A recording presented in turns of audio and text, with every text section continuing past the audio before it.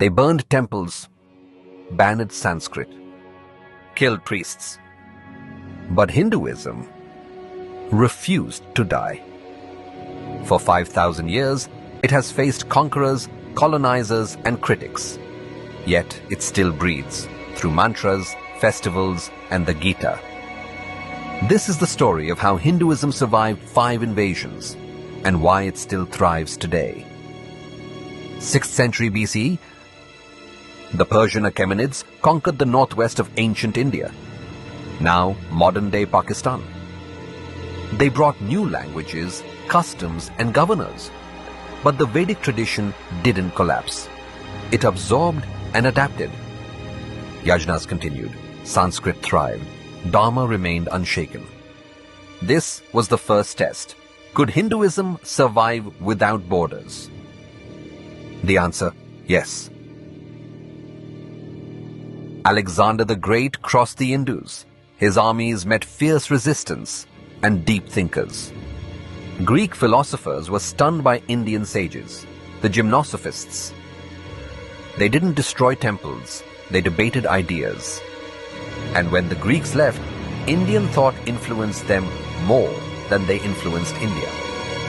The Upanishads outlasted Aristotle in this land. From the 8th to the 18th century, wave after wave of Islamic invaders entered India. Ghazni, Ghori, the Tughlaqs, the Mughals. Thousands of temples were destroyed, icons smashed, Sanskrit scholars killed or silenced.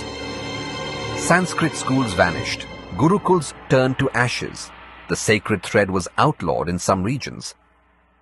But here's what they couldn't destroy: the Bhakti movement.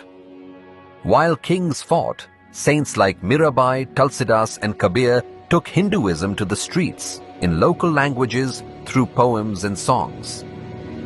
Ramnam Satyahai became the people's chant, not just a priest's verse.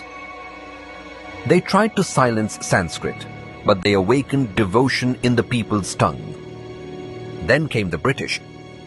They didn't destroy temples with swords, they used schools. They called the Vedas primitive, mocked rituals, replaced gurukuls with English medium institutions. But Hinduism evolved again. Swami Vivekananda stood in Chicago and shook the West. Dayananda Saraswati revived the Vedas. Sri Aurobindo fused spiritual power with national awakening.